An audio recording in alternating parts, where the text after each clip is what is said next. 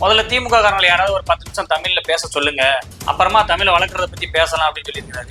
எப்படி பாக்குறீங்க? அவரு மாப்பிள்ள சார் இருக்காரு, திமுக காரங்க வேண்டாம், 10 நிமிஷம் இல்ல, மணிக்கணக்கா நான் தமிழ்ல தூய தமிழ்ல நான் பேசுறேன்.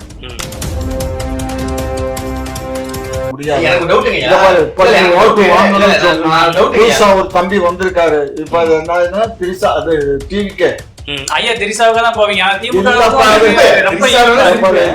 ஏற்கனவே திமுக கூட்டத்துல பெண்கள் இடுப்பு கிள்றாங்க, கையை பிடிச்சிக்கிறாங்க, நிறைய குற்றச்சாட்டு இருக்கு. இதுல நீங்க வேற இத்தனை கேம மக்கள் பாத்துட்டு இருக்கும் போது திரிசான்னு சொன்னா அந்த கட்சி இருக்குல்ல, எந்த கட்சி பேரு பெற்ற பேரு தாங்கும் நீர் லேது அப்படிம்பாரு. யானை வரும் முன்னே மணி யோசை வரும் பின்னே பூனை மேல் மதில் பேசுவாரு. பதனியில என்ன சக்கரை போட்டீங்களான்னு கேட்பாரு. பேர்பட்ட மனுஷன். இது யாரு? உங்க மனைவியா? ஆமா. திருமணம் ஆயிடுச்சா? இதெல்லாம் வந்து நமக்கு வந்து ஒரு டிபேட்ல உட்கார்ந்து நான் உட்கார்ந்து இருக்கேன். இவ்வளவு அசிங்கமான பேசுறது எல்லாமே அசிங்கம் தான். சிவாஜி கிருஷ்ணமூர்த்தியை விட அசிங்கமா திருமாவளவன் அவர்களும் உண்ணாவிரதம் இருந்து அந்த போராட்டம் பண்ணாங்க, பஞ்சபெண்களை மீட்கணும்னு. அப்ப நீங்க மீட்டு இருந்தீங்கன்னா நாங்க ஏன் நீங்க வந்து உங்ககிட்ட அது யாருடைய ஆட்சி? அம்மா ஆட்சி காலம். நீங்க ஆட்சிக்கு வந்து என்ன பண்ணீங்க? நாங்க ஆட்சிக்கு வந்த உடனே நாங்க விக்கு வைக்கிறது வைக்காத அது எங்க இஷ்டம். அதை யாரு நீ கேட்கறதுக்கு? நீ யாரு? உனக்கு யாரு அந்த லைசன்ஸ் கொடுத்துருக்கா? லைசன்ஸா? அப்புறம் ஆனால் சீமான் என்ற ஒரு நபர் இப்பேற்பட்ட ஒரு வளர்ச்சியை கடந்த 10 ஆண்டுகள்ல 9 ஆண்டுகள் தான் ஆகுது, 10 ஆண்டுகள் முடியல. இந்த 9 ஆண்டுகள்ல 36 லட்சம் வாக்குகளை வாங்கி திராவிட கூட்டத்துக்கே ஒரு சிம்ம சொப்பனமாக விளங்குவாரு. இல்லைங்க, நீங்க சொல்ற பட்ஜெட் வந்து லோ பட்ஜெட்ல கட்டலாங்க. ஆனா நோ பட்ஜெட்ல கட்டணும்னு நினைச்சா எப்படிங்க முடியும்? தம்பி நீங்க எதுக்கு அதையே நீங்க கவலைப்படுறீங்க? இல்ல மக்கள் தானே அதை குடியிருக்க போறாங்க.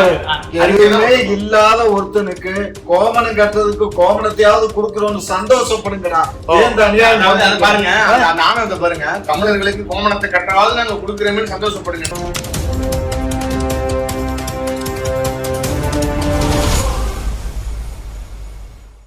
குக்கு செய்திகள் நேயர்களுக்கு வணக்கம். இன்றைக்கு நம்முடைய தமிழக அரசியல் கள நிலவரம் குறித்து விவாதிப்பதற்காக 2 சிறப்பு விருந்தினர்கள் வருகை தந்திருக்கிறார்கள். விவாதிக்கலாம் பல்வேறு கேள்விகள் இருக்கிறது கேட்பதற்கு.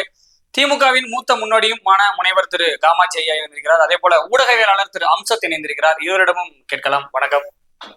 இல்லையா, இல்ல தமிழை வளர்க்கணும்னு சொன்னபோது திரு அம்சத் சொல்லும் போது ஞாபகம் வந்தது. இப்ப வந்துட்டு புதுசா மேயர்கள் வந்து தமிழுக்கு முக்கியத்துவம் கொடுக்க வேண்டும், தமிழில் பெயர் பல இருக்க வேண்டும் அப்படின்னு சொல்லி அறிவிச்சாங்க. அதுக்கு திரு சீமான் அவர்கள் வந்து பதில் சொல்லியிருக்காரு. முதல்ல திமுக காரங்களை யாராவது ஒரு 10 நிமிஷம் தமிழ்ல பேச சொல்லுங்க, அப்புறமா தமிழை வளர்க்கறத பத்தி பேசலாம் அப்படின்னு சொல்லியிருக்காரு. எப்படி பாக்குறீங்க? அவரு மாப்பிள்ள சார் இருக்காரு, திமுக காரங்க வேண்டாம், 10 நிமிஷம் இல்ல, மணிக்கணக்கா நான் தமிழ்ல தூய தமிழ்ல நான் பேசுறேன். வேணும்னா அவரு பேசி வேணா அவருக்கு ரெக்கார்ட் பண்ணி வேணா அனுப்புறேன். அதான் கேட்டுக்க சொல்லுங்க. முதலமைச்சர் பேசணும்ல, இப்ப நீங்க மட்டும் பேசினா போதும். முதலமைச்சர் பேசணும், அமைச்சர்கள் பேசணும், சட்டமன்ற உறுப்பினர்கள் பேசணும், எல்லாருமே பேசுவாரு. ஆங்கிலம் கலப்பில்லாம பிற மொழி கலப்பில்லாம சுத்தமான தமிழ்ல நான் பேசி தரேன். 1 மணி நேரம் இல்ல 2 மணி நேரம் கூட நான் பேசி தரேன். எந்த சப்ஜெக்ட பேசணுமோ அந்த சப்ஜெக்ட்ல நான் பேசுறேன். அதை எடுத்துக்கொண்டு அந்த காணொலியை ஐயாவுக்கு போட்டு காட்டுங்க. ஐயா பாராட்டும். முதலமைச்சர் பேசுவாரு. முதலமைச்சரும் பேசுவாரு. முதலமைச்சர் என்ன தமிழ்நாட்டுல பேப்பரை படிக்காம ஏயா அறிவு இருக்கா உனக்கு? ஒரு முதலமைச்சர் பேப்பரை பார்த்து ஏதாவது தவறு வரக்கூடாதுன்னு தானே இப்ப பேப்பரை பார்த்து படிக்கிறாங்க. அப்பா பேரை கூட பேப்பர் பார்த்து படிக்கிறாரு. அப்பா பேரை பார்த்து படிச்சாங்கன்னா உன் பேரை பார்த்து படிச்சாங்க. பேப்பர் பார்த்து படிக்காம தவறு வருமோ? இந்த பாரு, சும்மா இந்த வேலையெல்லாம் வச்சுக்க கூடாது. உனக்கு பேசுறதுக்கு உனக்கும் உங்க தலைவருக்கும் வேற வேலை இல்ல. எங்களை எதையாவது பேசணும், எங்களை வச்சு இங்க பாரு, எங்களை பேசுறதுனால நீ ஓட்டு வாங்க முடியாது. ஒரு தம்பி வந்திருக்காரு இப்ப, என்ன திரிசா, அது டிவிக்கே ஐயா திரிசாவுக்கு தான் போவீங்க. ஏற்கனவே திமுக கூட்டத்துல பெண்கள் இடுப்பு கிள்றாங்க, கையை பிடிச்சிக்கிறாங்க, நிறைய குற்றச்சாட்டு இருக்கு. இதுல நீங்க வேற இத்தனை கேம மக்கள் பாத்துட்டு இருக்கும் போது திரிசான்னு சொன்னா அந்த கட்சி இருக்குல்ல, எந்த கட்சி? நான் மட்டும் சொல்லலப்பா. அன்னைக்கு பேசும்போது கூட தான் இவரும் தான் சொன்னாரு, துணைவி இருக்கும்போது இன்னொரு துணைவியை கூட்டிட்டு போனாரு அப்படின்னு மேடையிலேயே பேசலையா? இல்ல திமுக காரங்களுக்கு இதை விட்ட வேற விமர்சனங்களே கிடையாது. விமர்சனம் பண்றது, அவதூறு பரப்புறது. இப்ப எங்களுக்கு விஷயம் இல்ல. இப்ப தம்பி இவர்கிட்ட இருக்க தொண்டர்கள் எல்லாம் வந்து யாரை நோக்கி போறாங்க? அவரை நோக்கி தான் போறாங்க. யார? விஜயை நோக்கி விஜயை நோக்கி போறாங்க. அதே மாதிரி பாட்டாளி மக்கள்ல இருக்கக்கூடிய மக்கள் எல்லாம் வந்து யாரை நோக்கி போறாங்க? சீமானையாவை நோக்கி போறாங்க. இப்ப பாட்டாளி மக்களுக்கு அங்க ஜுரம் வந்துருச்சு. என்னடா வட மாவட்டங்கள்ல இவங்க ஸ்ட்ரென்த்த காட்டுறாங்களே, சீமான் ஸ்ட்ரென்த்த காட்டுறாரேன்னு அவங்களுக்கு ஒரு பயம். இவருக்கு வந்து சீமானுக்கு என்ன பயம்? ஐயோ நம்ம தம்பி தும்பிகள் எல்லாம் வந்து இப்ப விஜய் கூட போறானுங்களே அப்படிங்கறது அவருக்கு ஒரு எண்ணம்.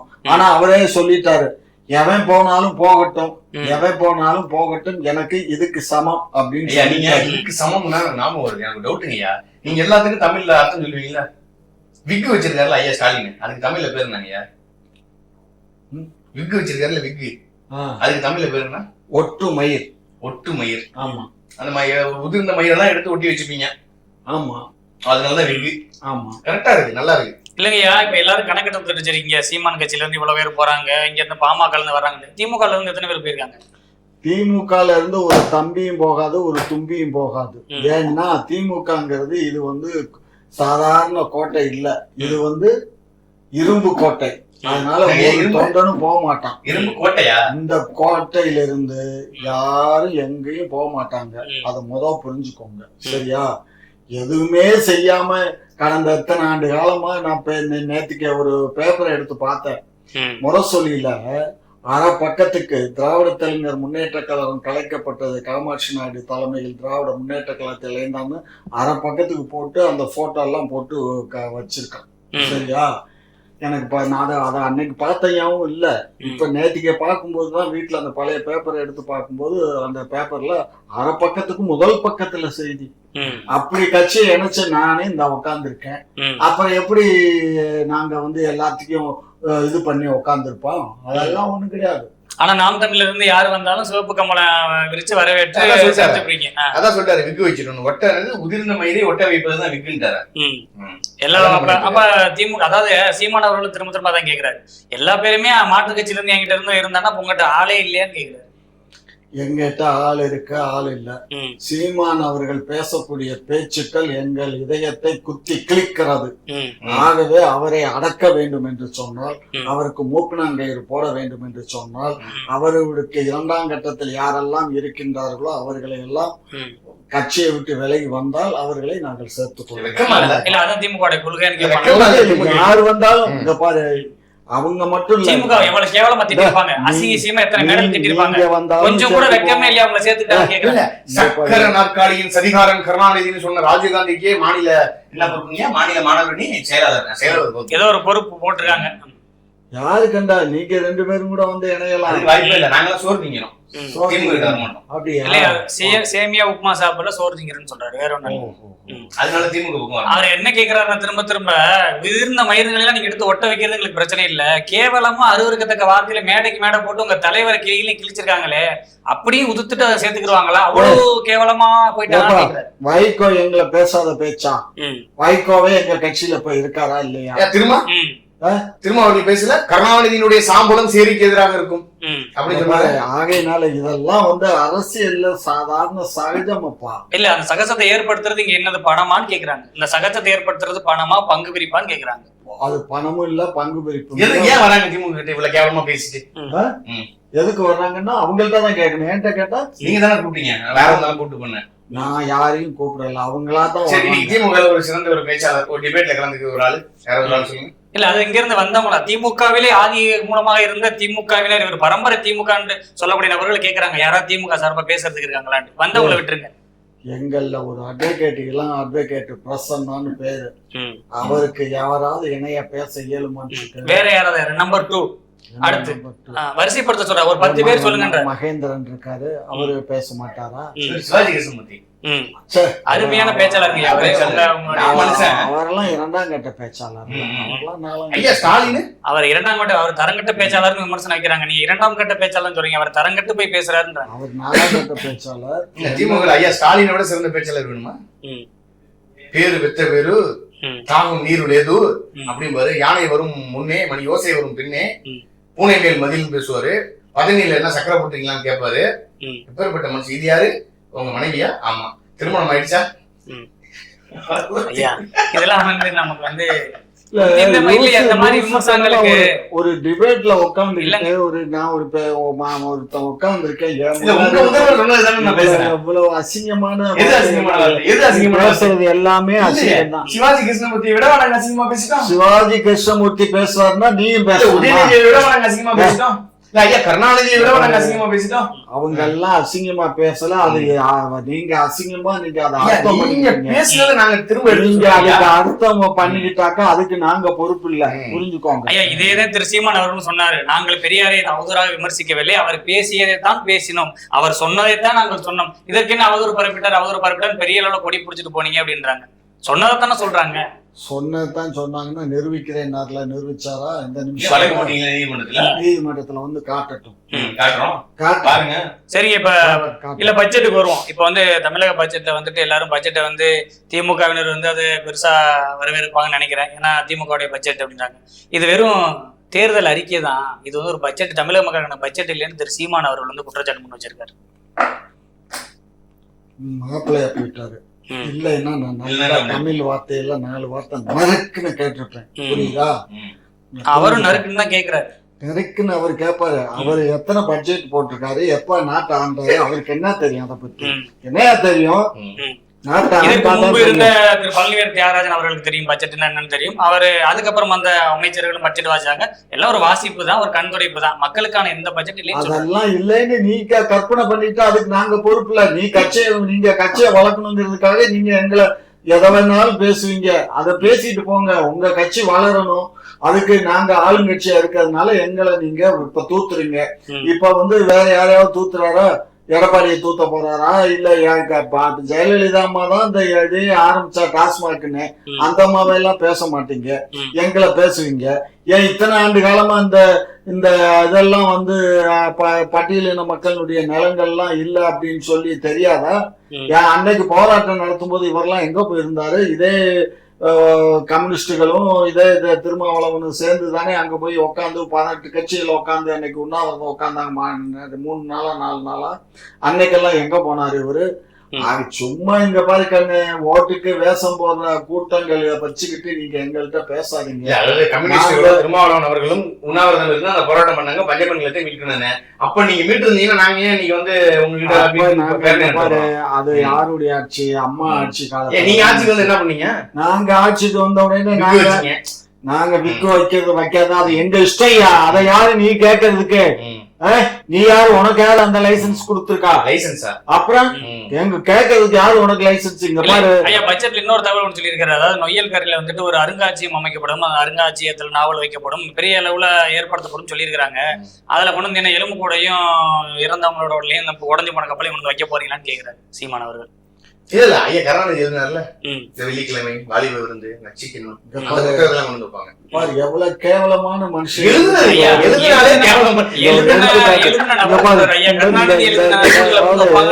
கிட்டத்தட்ட நானும் ஒரு 3 ஆண்டு காலமா இதே அம்சத்து நெறியாளரா இருக்கும் போது இந்த மாதிரி கேள்வி எல்லாம் என்கிட்ட கேட்டாரு. எப்போ 3-4 வருஷத்துக்கு முன்னாடியே டிஎன் மீடியால. இன்னைக்கு அதை கேட்கிறாரு. எந்த அளவுக்கு ஒரு மனிதனுடைய மூளை வந்து கெட்டு போயிருக்கு, இந்த மூளையெல்லாம் சரி பண்ணணும். அந்த மூளை கெட்டு போன ஆளுகளை வச்சுக்கிட்டு தான் திரு சீமான் அவர்கள் அரசியல் பரப்புரை பண்ணிக்கிட்டு இருக்காரு. அதுக்கு ஒத்து ஊதுறதுக்கு சில பேர் புத்தகத்தை கொண்டு வந்து வைப்பாருன்னு சொல்றதுக்கே என் மூளை கெட்டு போச்சுனீங்கன்னா அந்த புத்தகத்தை எழுதுனா ஐயா கருணாநிதியோட மூளை எப்படி இருக்கும்? ஐயா அவர் வந்து வெறும் புத்தகத்தின் பெயரை மட்டும் தான் சொன்னாரு, இந்த புத்தகத்தை கொண்டு வருவாங்கன்னு. அந்த புத்தகத்தின் பெயரை சொன்னதுக்கே உங்களுக்கு அவ்வளவு அருவருப்பா இருக்கு. அந்த புத்தகம் ஐயோ அப்படிலாம் ஆபாசமா பேசலாமான்றீங்க. அது அப்படி இந்த புத்தகத்துல என்னங்க இருக்கு? அது திறந்து பாரு தெரியும். கதவை திற காற்று வரட்டும் அந்த மாதிரி அந்த மாதிரி புத்தகங்கள் தான் எழுதியிருக்கிறாரு ஐயா. அதெல்லாம் நான் படிக்கலையா, நான் படிக்க வேண்டிய அவசியம் எனக்கு ஏற்படல. அது படிச்ச ஆளுகிட்ட கேளு. அவரெல்லாம் போய் சேர்ந்துட்டார், கேட்க இயலாது. அவரோட பையன் கேட்கலாம்ல, அவருக்கு அதெல்லாம் தெரியாது. திரு அம்சத் அவர்கள், அதாவது இந்த பட்ஜெட் உள்ள இப்ப வந்து தமிழ் தேசியம் இல்லாமல் அரசியல் இல்லை என்ற அளவுக்கு இன்னைக்கு வரக்கூடிய புதிய கட்சி தொடங்கக்கூடிய நபர்களும் வந்து தமிழ் தேசியம் எங்கள் கண்கள் அப்படின்னு சொல்லக்கூடிய அளவுக்கு இன்னைக்கு அத்தியாவசியம் ஆயிருச்சு. இதற்கு முன்பு வந்து இந்த தமிழ் தேசியம் அப்படின்னு பேசக்கூடிய ஆளும் நம்ம பார்க்க முடியல. இப்ப நம்முடைய முதல்வர் அவர்கள் வந்து ஈழத்தமிழர்களுக்கு வந்து இங்க வீடு கட்டி தரப்படும் அப்படின்னு சொல்லி நிதி ஒதுக்க சொல்லப்பட்டிருக்கு. அதை எப்படி பாக்குறீங்க? இல்ல, அதே முதல்வர் திராவிட மாடலுடைய ஆட்சியில ஐயா மு க ஸ்டாலின் அவர்களுடைய இதே இப்ப சமீப காலத்துல ஆட்சியில தான் இன்னமும் அவர்கள் வந்து முகாம்களை வந்து சித்திரவதை செய்யப்படுகிறார்கள். இன்னமும் திருச்சி முகாம்ல எத்தனை சித்திரவதைகளுக்கு ஈழத்தமிழர்கள் உள்ளாக்கப்படுகிறார்கள் தெரியுமா? பார்க்கும்போது தன்னுடைய சொந்த தாய் நிலத்துல அந்த தாய்மொழி அந்த தம்பி இதெல்லாம் ஏத்துக்க முடியாது. எதுக்கு அவங்களை என்னத்துக்கு அங்க முகாம்ல இருக்கவங்க எதுக்கு சித்திரவதை பண்றாங்க? போய் பாருங்க என்ன சித்திரவதை பண்றாங்க, என்ன சித்திரவதை. நாங்க பல முறை போய் பார்த்தாச்சு. நல்லா கேட்டுங்க. என் தாய்மொழியை பேசக்கூடியவன், என்னுடைய தொப்புள்குடி உறவு, அவன் இந்த மண்ணுல வந்து அகதி. ஆனா வெளியில இருந்து வந்தவங்க போனவங்க எல்லாம் இங்க எப்படி இருக்காங்க, நல்ல ஜகபோகமா நல்லா வாழ்ந்துட்டு இருக்காங்க. இதுதான் இந்த நாட்டுடைய சாபம் எடுக்கும். அப்ப இப்ப நீங்க சொன்னீங்க ஒரு வார்த்தை, தமிழ் தேசியம் இல்லாம இங்க எதுவுமே இல்லைன்னு. கடந்த காலங்களில் தமிழ் தேசியம் என்பது ஒரு அறைக்குள்ள நடக்கும். அந்த கூட்டத்துல வந்து சோடா போட்டி கண்ணாடி போட்டுக்கிட்டு நெத்தியில பட்டையை போட்டுக்கிட்டு ஒரு ஜோல்னா பையை தொங்க போட்டுக்கிட்டு தமிழ் தேசியவாதிகள் எல்லாம் இருப்பாங்கிற காலகட்டத்தை மாத்தி இன்னைக்கு தமிழ் தேசியம் பேசி தமிழ் தேசியத்துக்கு ஒரு 36 லட்சம் வாக்குகள் இருக்கு. எந்த திராவிட கட்சிகளோடும் கூட்டணி இல்ல, நான் தனித்து களமாடுறேன், என்னுடைய கொள்கைகளையும் என்னுடைய சித்தாந்தத்தையும் என்னோட தத்துவத்தையும் மக்கள்கிட்ட சொல்றேன், அவர்கள் எனக்கு வாக்கு செலுத்துறாங்க. அப்படிங்கும் போது 36 லட்சம் வாக்குகள் வாங்கி கட்டுறதுல இதே நான் உண்மையும் சொல்றேன். 2016 சீமான் அவர்கள் தனித்து நிற்கும் போது இதே திமுகவும் அதிமுகவும் என்ன நினைத்தது தெரியுமா?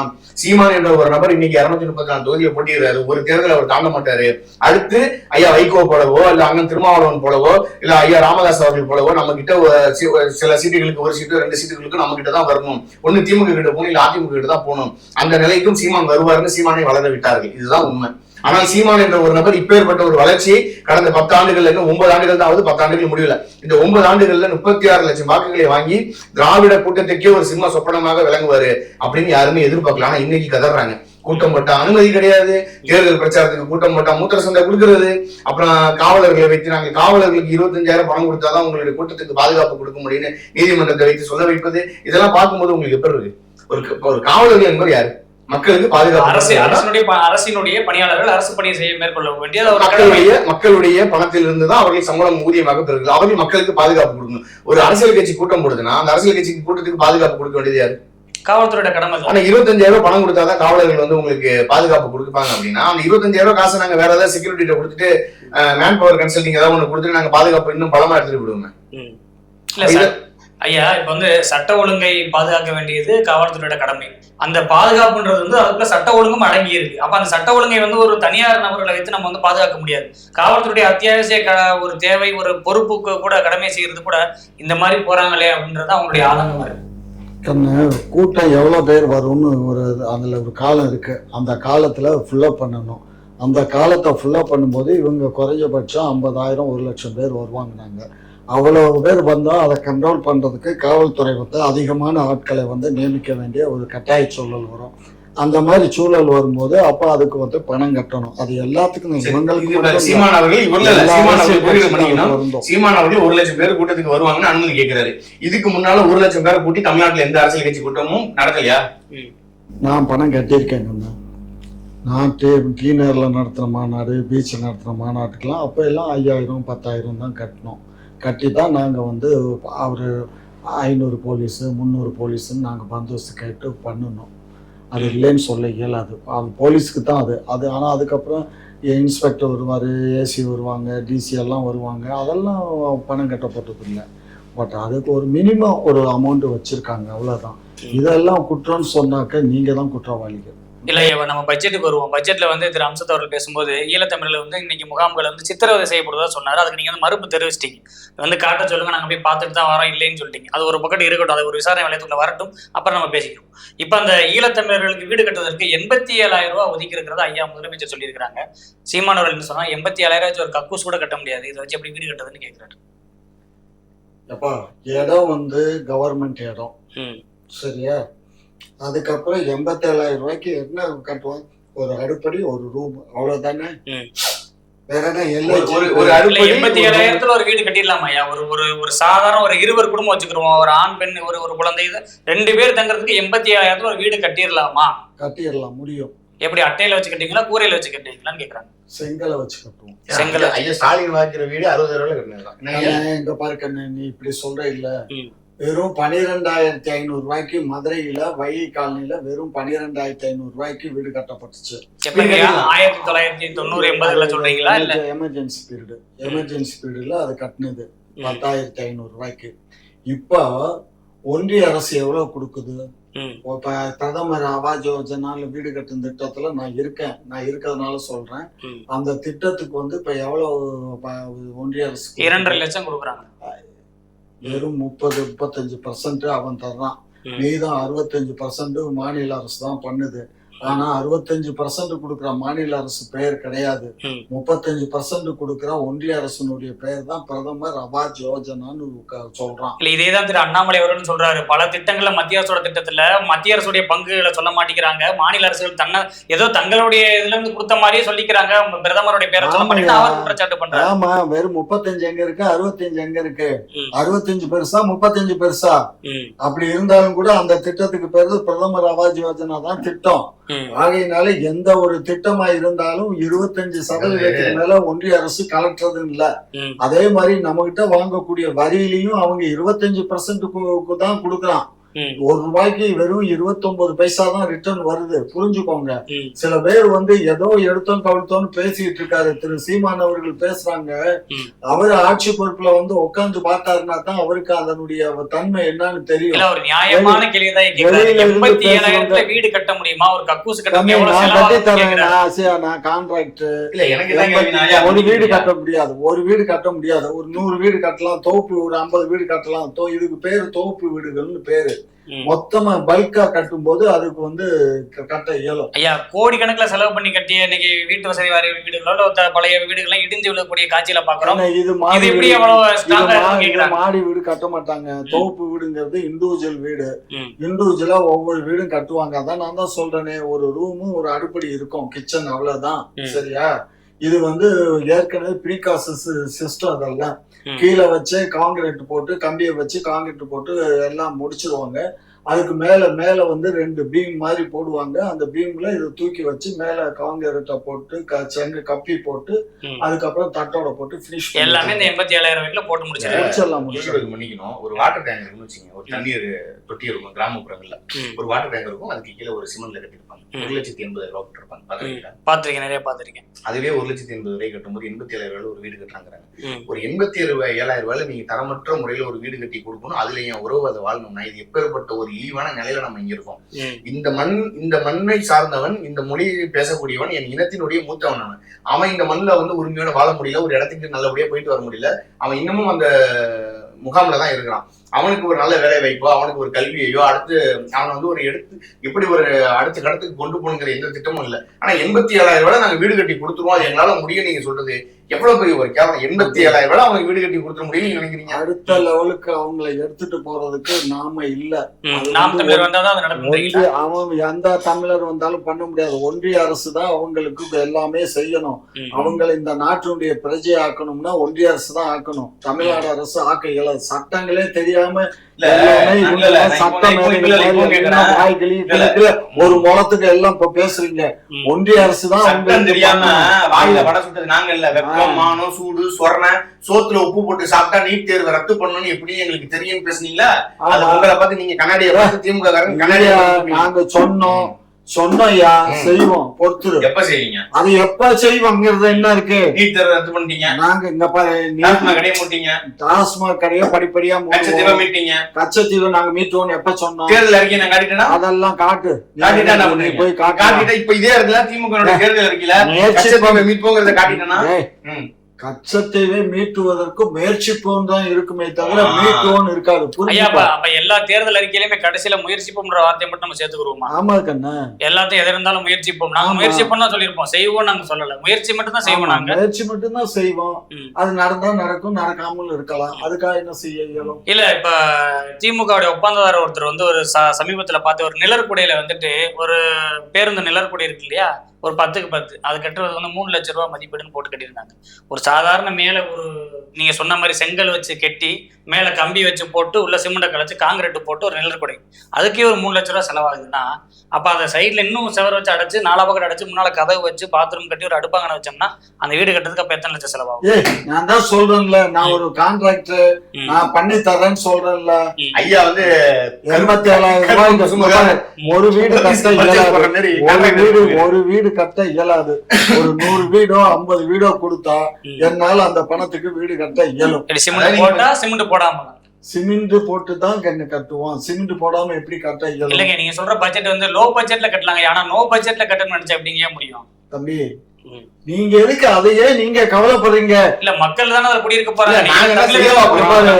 எதுவுமே இல்லாத ஒருத்தனுக்கு கோமணம் கட்டுறதுக்கு கோமணத்தையாவது கொடுக்கறோம்னு சந்தோஷப்படுங்கடா.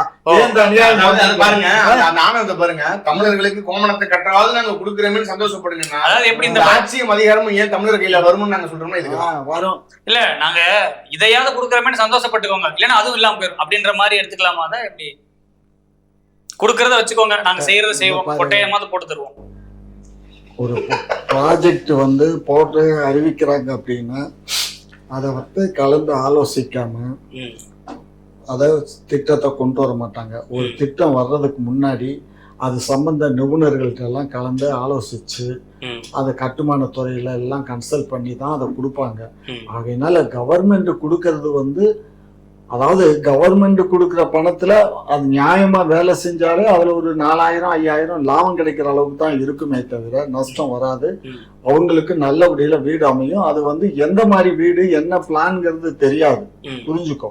நான் 10க்கு 10ல ஒரு வீடு, 6க்கு 10ல ஒரு கிச்சன், இது வந்து அந்த அமௌண்ட்டுக்கு இடம் கொடுத்தா மொத்தமா ஒரு 50 100 வீடோ கொடுத்தா கட்டி கொடுக்க. ஐயா ஸ்டாலினுக்கு அந்த மாதிரி வீடு கொடுத்தா வாழ்வாரா? என்னத்துக்கு? இல்ல, திரு சீமான் அவர்கள் சொல்லியிருக்கிறாரு, தந்தைக்கு நினைவிடம் கட்டுவதற்கு 88 கோடியில இருக்கிறார் சொல்லியிருக்காங்க. அது எப்படி 88 கோடியா நிக்க போது? 200 கோடி கிட்ட வரும். இதை என் மக்களுக்கு நான் மட்டும் வந்துட்டு வெறும் 87,000 கட்டி முடிச்சிருவாங்க. அதுக்கு அவங்க இருக்கணும்னு வேற சொல்லுவாங்க. ஏன் அப்ப முதலமைச்சருக்கு தெரியாதா? அது கணக்கு நீங்க சொல்ற மாதிரி அதிகாரிகள் வந்து சொல்லும் போது ஏன் அந்த மக்களுக்கு நல்லா செஞ்சு கொடுங்களேன், நம்ம தான் சமூக நீதி சமத்துவத்துக்கான நீதி தமிழ் மக்களுக்கு ஆதரவான கட்சி, நம்ம செய்யலாமே, முதலமைச்சர் ஏன் சொல்லக்கூடாதுன்னு கேட்கிறோம். நாங்க சொல்லுவோம், சொல்றத செய்வோம். அது எங்களுக்கு சொல்லாததையும் செய்வோம், ஆட்டையும் போடுவோம். அது எங்க அரசுக்கு தெரியும். அயோக்கியத்தனமா பேசாதீங்க. எதை எடுத்தாலும் அதாவது உண்மையை பேசாமலே எல்லாம் தப்பு தப்பா பேசுறீங்க, எல்லாம் தப்பான ஆளா இருக்கீங்க. என்ன செய்யறது? இல்ல, உண்மையை சொன்னால் வந்து பைத்தியக்காரன், போராடினால் பயங்கரவாதி, இன்னும் போராடினால் வந்து தீவிரவாதி, இது மாதிரி அடுக்கடுக்கான மொழிகள் வந்து பெயர் சூட்டப்படுறது பெருமை வந்து திமுக தான் செய்யும். உண்மையிலேயே எங்களுக்கு அப்படி எல்லாம் தெரியாது கண்ணு. எங்களுக்கு வெளுத்ததெல்லாம் பாலுன்னு சொல்லத்தான் பார்க்கத்தான் தெரியுமே தவிர பால் இந்த பாரு மரியாதை இல்லாம பேசாதீங்க. இல்லையா, நீங்க தானே எழுத்ததெல்லாம் பால், நீங்க அந்த பாலுக்கு வெறும் பால் காயில குடிச்சாரு போல. இருக்கலாம், அப்படி அதனால தான் குடிச்சிருக்காரு.